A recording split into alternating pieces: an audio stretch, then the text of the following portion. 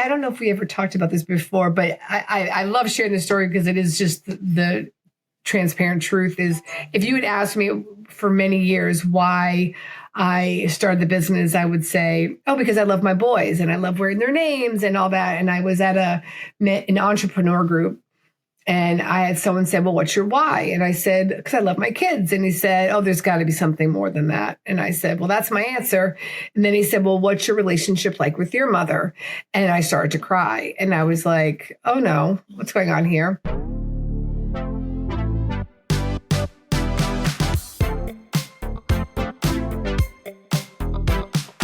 Welcome in, friends. I'm Danielle Elliott-Smith, and this is Hope Comes to Visit. Today's conversation is with my friend, Melissa Clayton, who is the CEO and founder of Tiny Tags. She bootstrapped her vision, grew it into a beloved online jewelry brand, and brought a bespoke collection to more than 1,600 Target stores. You've likely seen her on Shark Tank, on the Today Show. But what I love most is her quiet courage behind her milestones. Melissa lives outside Boston, is a mom to 3 boys, and she's here to share the hope, hustle, and heart behind building something meaningful. Melissa, thank you so much for being here with me today.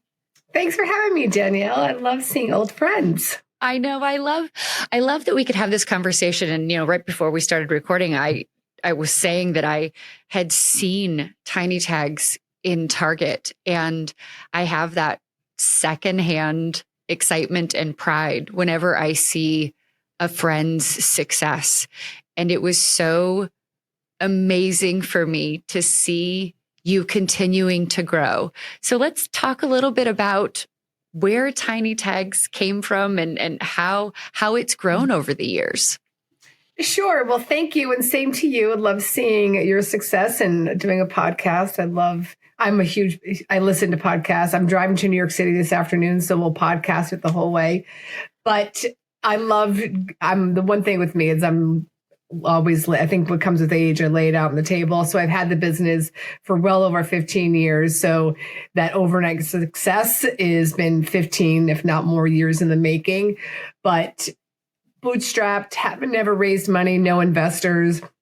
And that has been very much by design and just how I like to live my life. I think it always comes back to your value system. And luckily also just the nature of the business. It didn't require a lot of capital. I understand there's certain, whether it's cosmetics or certain industries require a lot of cosmetics or a lot of capital, but started the business very old school, hand stamping, had no background in jewelry making, and slowly started making for friends. And then really probably about 10 years ago, we kind of revamped the entire business, probably actually more like 12 years ago.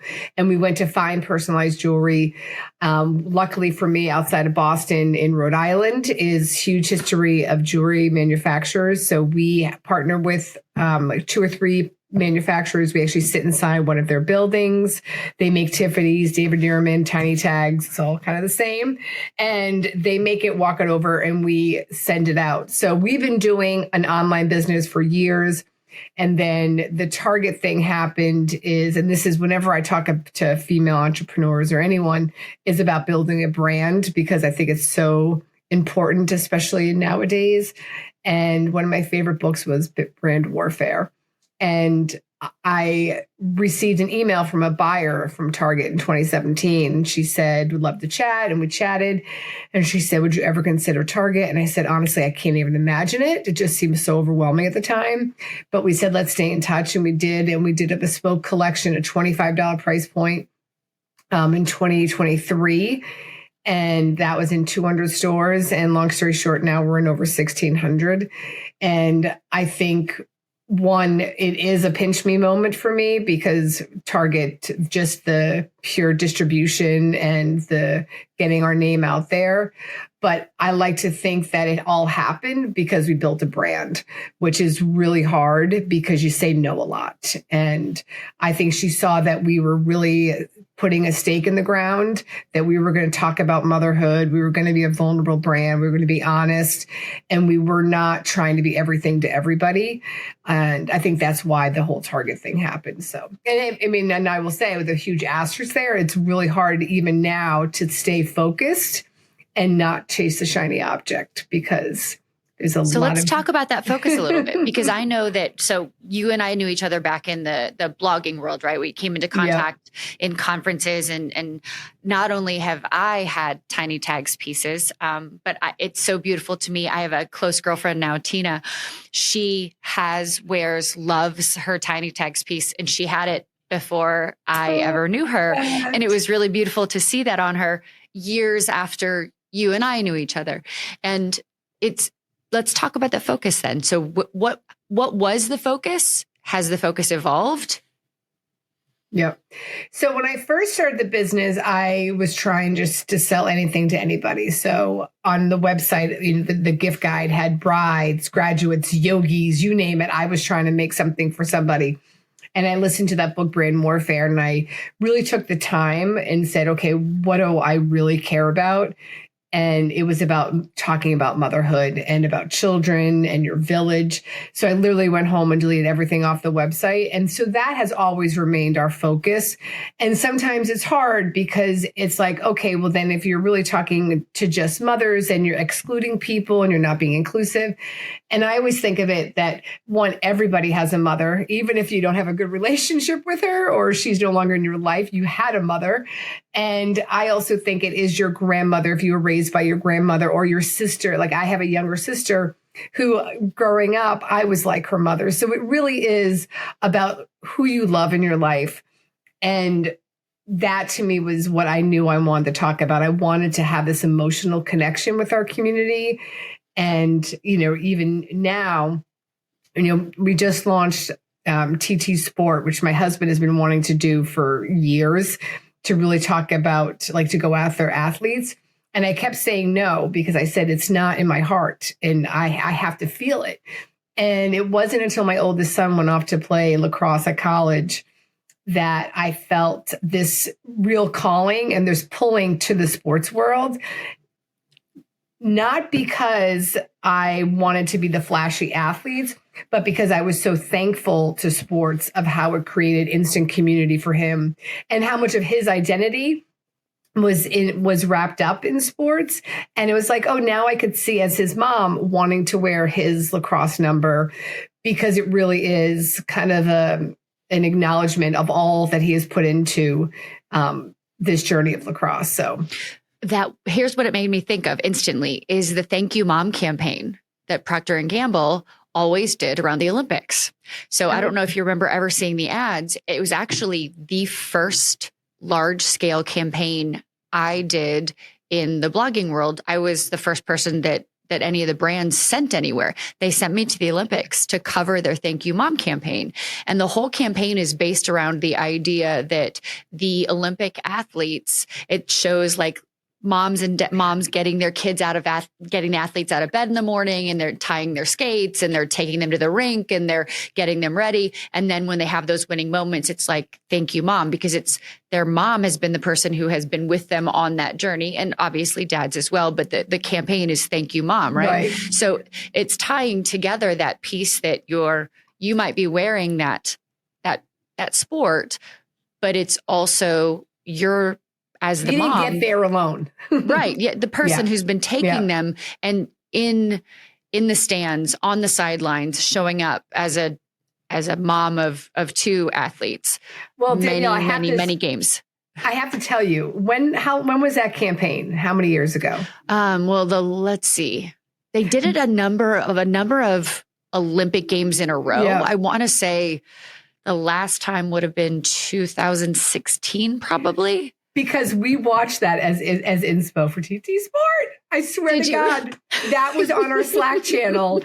And we were like, that's what we need. That's the emotion we need to show so that is really funny. I did not know that you worked on that. That's very cool. Yes. So, I mean, I did it a few times. So it's always been one of those series of commercials that I would look forward to even before I ever worked on that campaign, but it would make me cry, right? It was that emotion that hit me as a mom, thinking like, this is what I'm doing with my kids. I'm showing up, I'm there and I'm present. So I love that you are doing that. And when has that launched, or is that getting ready to launch? A couple of weeks ago. And now we're obviously ready for holiday and we feel behind that we're shooting holiday tomorrow.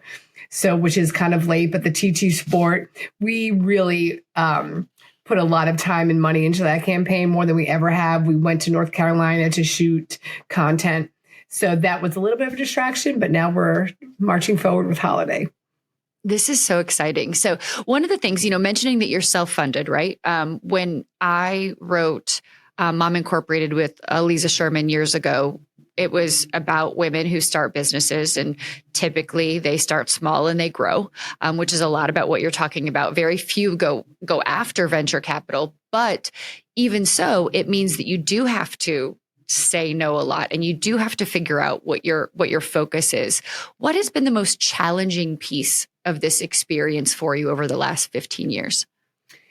I think probably hiring the right people and kind of having to put the business first sometimes. I think I allowed bad people to stay. I shouldn't say bad people that were not a right fit, whether it was the energy they brought, their perspective. And this whole business has been built rooted in gratitude for every single day. When I have said, if you could sit where I have sat all these years, the amount of stories that we've heard that have just break your heart.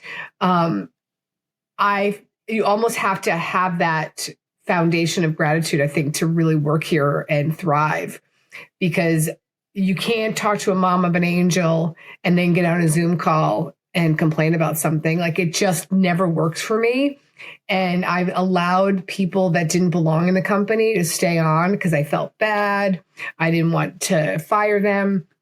And I think now I've learned that lesson. So I think HR has always been a challenge. And then I think it is also not looking at what everyone else is doing and be like, oh, I should do that. I'm not doing that. And which is why I love talking about tiny tags and the slow growth, because it does. Most of the companies that get the big headlines are the companies that have had an idea, raised money, and sold it for multi-millions, if not billions of dollars in 5 years. And that is the 1%, if not the 1% of the 1%. So I think I'm always having to go back to my why of why I love this company, that I really value my time. And I've built a business that has given me that. And so just kind of reminding yourself of those things. Is this where you dreamed you would be? It's funny. I would never have said I was a dreamer, which is, I always say I should have dreamed bigger. But I pinched myself. I was never someone that was like, oh, I can't wait to be a mom. I definitely think I always had the entrepreneurial bug. My dad was an entrepreneur. I grew up going to the office, stuffing envelopes, sweeping the floor.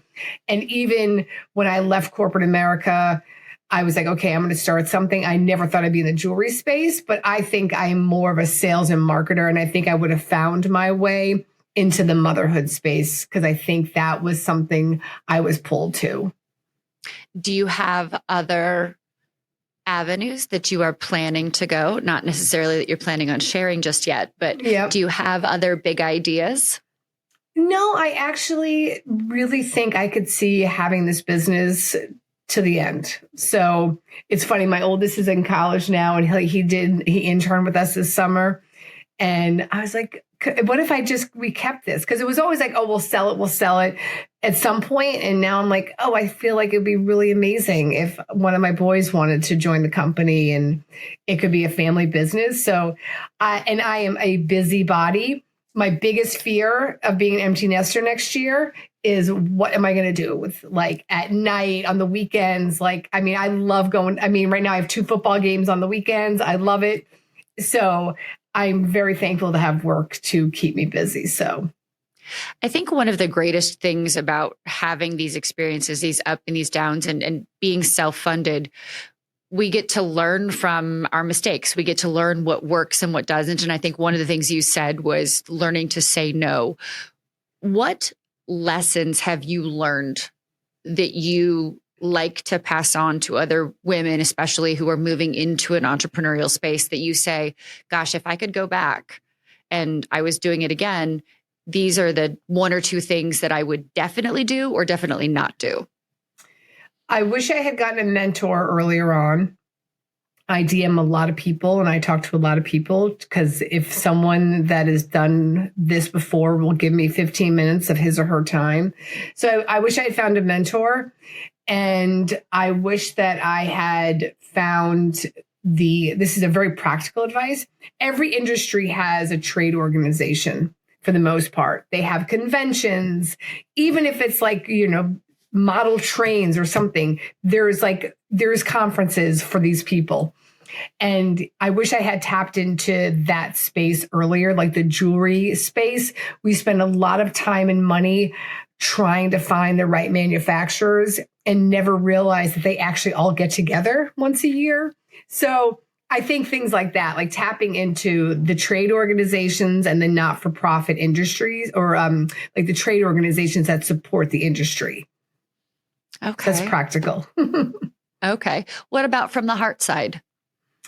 I think I listen to, I'm a big avid business book reader. So I think knowing your why was really important for me, which was Simon Sinek's book. Mm-hmm. Because I think when things are not going well and you feel discouraged and you go back to your why, that can fill up your cup, because there's more competition than ever before. There are tons of jewelry companies that have raised a lot of money so they can do really cool, amazing campaigns that we can't afford to do. And it's really easy to be like, oh, I wish, but then I'll go back to like my deep why of it all. And then I'm like, okay, oh yeah, but I get to do this and I get to that. And I know the moms that I have DM'd and the moms that we are lifting up. And I've always said, like, I never want us to market by deprivation. I want us to market that we are a place that mom comes to our website, they come to an event, whatever it is, our social, and they are reminded that joy is within them. It's not outside of them. What has been the most surprising piece of having this business? The thing that hit you that you didn't, I mean, you knew you were starting a jewelry business. Yeah. But what has surprised you? Well, I don't know if we ever talked about this before, but I love sharing the story because it is just the transparent truth. Is if you had asked me for many years why I started the business, I would say, oh, because I love my boys and I love wearing their names and all that. And I was at an entrepreneur group, and I had someone say, well, what's your why? And I said, because I love my kids. And he said, oh, there's got to be something more than that. And I said, well, that's my answer. And then he said, well, what's your relationship like with your mother? And I started to cry. And I was like, oh no, what's going on here? And I've been really more transparent about this. I grew up with my dad. My mom lived in New York. I grew up with my dad outside of Boston. And the truth was my mom did struggle to show up. And I said to him, oh, I grew up with my dad and what have you. And then on the drive home and the couple of weeks that followed, I definitely thought about, wow, like it is a little bit weird that here I was, a kid that maybe didn't feel celebrated by her own mother. And now I'm in the business of celebrating children and sort of screaming from the rooftops, hey, moms, it's okay to show up as your imperfect self. Just show up, that your kids need you. They don't need you to be perfect. They just want you. And I was like, oh God, that's so like Freudian, but it can't be true. And it wasn't like I went home and I like threw it on the website. I just sort of sat with it. But then I did an interview one time. We were trying to do like the story of the business, and it was just like, oh my God, like I couldn't even get through talking about my mother. And then the producer, who was a friend, she was like, Missy, like your mother's in every single tiny tags you make. And I was like, oh my gosh, that was such a beautiful way to say it. But then I had another aha moment, was when I realized that my mom, and again, so much of all these ahas have been from the stories that we hear from our community, was my mom's inability, her inability to show up was never about her love for me. It was about the lack of love she had for herself. Mm. And then I felt like, okay, I really want to talk about what it really means to love yourself. Because sometimes I think in like the social media world, it looks like a spa day. that's not the type of self reflection and love yourself that I think our women need to be talking about. It's taking the time to heal and address, confront, whatever that looks for you, kind of like what you're bringing to your journey of motherhood. So we don't just rinse and repeat. And that to me was the real aha moment for this whole business, that there really was this wanting to connect to motherhood and understand it, because I don't think I never had motherhood as this beautiful thing in my life. Because then on top of it all, then my dad had gotten remarried when I was in kindergarten, and she was my mother for like 8 years. And I called her mom. I lived with her. And then they got divorced and she said, "Oh, we're done." And I was like, "Oh, like, so motherhood is really not, it's not a permanent thing." Yeah. But I always say, like, there's with my mom, she was an 18-year-old pregnant teenager, knew my dad for 45 days. And, they got married. And back then, he was Italian, she was Irish Catholic. Like, that's a no-go. And her whole journey of motherhood was filled with shame and fear. And that was what I wanted to talk about, because I see now all these young moms that are doing the comparison game, that their nursery doesn't look like this, their maternity photos, their baby gender reveal. And and fine if you want to do all that, but can we have a conversation and be a place that is saying, you know what, you can do all that, but none of that's actually preparing you for motherhood. What's really going to prepare you for motherhood is make sure your heart is right. You love yourself, your relationship with your in-laws, your parents, your sisters, your village. That to me is how you really should prepare for motherhood. And then if you do all that, then you have a shot at showing up for your kids, because that's really what we all want to be the best version of ourselves for our kids. Right. And I just think if you don't unpack all that crap, it's just going to show up in other ways. Well, and so much of what you're saying is, our insides don't match the outsides of what everyone else is showing. Right. And it's such a danger of that social media world that you and I were growing up in. As early mothers, right? We're spending so much time, and that comparison game starts to say, I'm older than you. I did not have social media with my kids. And I think that is what I'm seeing now is the difference. So, but yeah, go ahead. I didn't mean to interrupt. No, not at all. Yeah. I started blogging when my kids were 3 and 1 and 3, I think, right in that range. And it was just so interesting to watch. It was a very, very, very early days of blogging. There was very little other social at the time. It was more just blogging and Twitter. Right. We didn't have all the stuff we have now. So it's a completely different game now. But I wrote a lot about the comparison game. I wrote a lot about moms judging other moms, because I really strongly believed we were all just doing the very best we could. And it wasn't for anyone to say that anyone should be doing it any one way or any other way. But I like what you say about really getting yourself and your village in order, and that really being such a huge piece. But it makes me think about the world piece of the tiny text jewelry that I had. Oh, the reflection coin pendant. Yeah. Yes. It was just so beautiful. And I always get so many compliments on it, because it is such a reflection of that duality of motherhood, me and what's important to me, all the different pieces of who I am, and me as a mother. And I love that. I love everything that you are bringing to motherhood and all it encompasses. Yeah. And I just think it's important as like an older mom now, I just want us to have the conversation, because I do think, I DM with a lot of young moms, and so much of motherhood is now, I always laugh. I'm like, no one would even see my nursery. Like, I put a tee up for Tyler. That was it. I went into the office, I put a tee up, and that was his nursery. And now the idea that people are spending so much money on a nursery, so much money on all these things. And I would say if the number one cause for divorce is money, and you're starting off, when I have moms DMing me that they're putting their gender reveal parties on their credit card and all of this, and they're getting financially stressed. And it's like, can we have a conversation about what really matters as we prepare for becoming a mom? And I just think there's a lot of young moms out there that look to brands like us to say, you know what, like we always look like we want to be like a big sister. Like, it's okay if you don't do all that, just so you know. And your kid will never look back at your nursery and be like, gee, thanks, Mom, for the amazing nursery. But they will say thank you for putting money away for my college. Yes. So I can go to the college of my choice, or I'm able, and even if it's not college, it's, hey, here's some money I saved for you for down payment to a house. I mean, I say that to my husband, how are our kids ever going to afford a house? Right.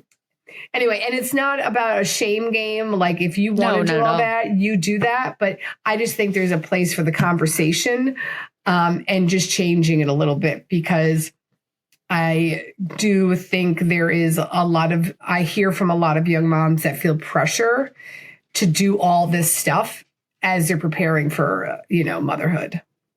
Has there ever been a point during this whole process that you thought maybe this isn't going to work?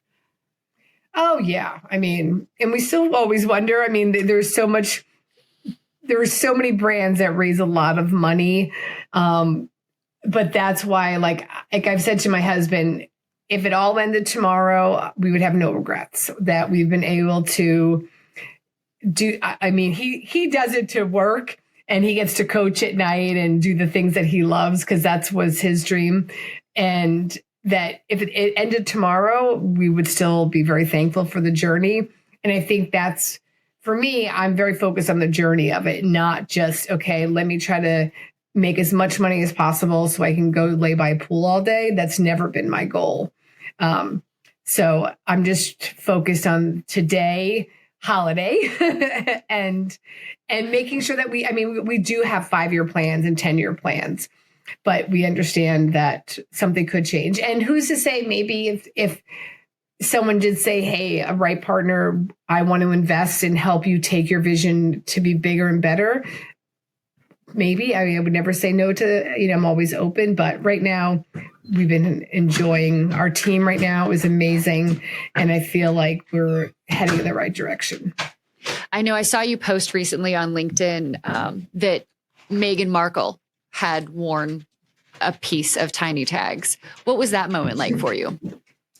That was pretty amazing. And I love to share, because that was pure hustle. That was not a PR firm. I always give 2 pieces of things that have worked for me. Is one, talk to everyone that you meet, because everyone knows something that you don't. And the good old fashioned art of hustling is, a woman I know is a writer, and she came to a pop-up that we were doing, and she was like, oh, you got to get Meghan Markle a Tiny Tags. I'm like, yeah, I know, but I don't know where to send it. And she said, I'm interviewing her at 4:00 today. I said, can I be the thank you gift? And she was like, I love that idea. So that was how we got her the necklace. And then I didn't actually think she'd wear it, to be honest. And then we were just watching everything that she was doing, and we saw it, and it definitely was a run around the kitchen moment. Just because you're like, okay, she's got, I hate that people don't like her, because I'm like, come on, we got to do better as women. But I love her. I think no one has ever been in her shoes. So right. I feel like, who's to judge? But I think she's a style icon. And for her to wear Tiny Tags was very cool. So we were very excited about that. Well, and the piece was gorgeous. So it's very exciting. Congratulations. And I'm excited for you, because when you have someone who is a style icon wear a piece of jewelry that you've created, that is a beautiful moment. Kind of, yeah. Absolutely. Where do your ideas for jewelry come from? So we have a jewelry designer on staff. So I won't pretend to be some wonderful jewelry designer. I always say, like, in the beginning, I was like, anyone can put a name on a circle. But now we definitely have. Our lockets are gorgeous. And that was the piece that she was wearing. And our launch, we've already teased them out. We have these gorgeous keys that are launching for holiday. So the jewelry designer does a lot of the inspiration now. But I look around, whether you're on vacation or somewhere, and just seeing what other people are doing, or trend reports. But I think for us, it has always been about the personalization is what makes our pieces special, and that you can do back engraving, and whether it's your kid's birth time or birth weight. I mean, one of my favorite stories was when a mom, she put their kid's birth weight and there was like 1 pound, 9 ounces, and she had twins. And this was years ago. And I was like, oh my gosh, are these babies okay? And I found her on the internet and I found that they were healthy. And then we did a whole story behind the tag with her. And then we did a follow-up story when they were like 3 years old. So that to me has always been, it's the storytelling that Tiny Tags does really well that I love. See, I love that. Storytelling is obviously where my heart is. So it's amazing. How do you define hope, Melissa? How do I define hope? I think it's those quiet moments when you have to look within you. I think that is when I feel hope. And I think hope when I look at children and their natural joy, and you see them playing, whether it's coming in through your Instagram feed or you're at a park, just the beauty of children. And I think that gives me hope that we are innately good, kind people that love each other. I think the world can feel pretty dark sometimes. And I think when you're around children and their laughter, we have a neighborhood pool that my kids, we grew up going to, a very basic neighborhood pool. And all summer when I walk by and I walk my dog, I hear the kids laughing and playing, and it pulls at my heartstrings. And it really is, that gives me hope. So. Well, you are an inspiration, and it is always such a joy to be able to talk to you. Where can everyone find Tiny Tags? Well, our website is tinytags.com. Our Instagram is tinytags. And my email, I will always share my email, is melissa@tinytags.com, because I love talking to other women, and always, whether it's just to talk shop, you name it, I'm always available. So you are delightful. Thank you so much for spending time with me today. Well, thank you. And congratulations to you for this podcast. I love it. Thank you so, so much. And friends, thank you for joining us on Hope Comes to Visit.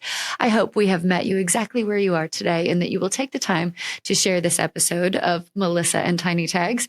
And you will join us again the next time you are tuning into a podcast. Please take very good care of you until the next time we are able to join you.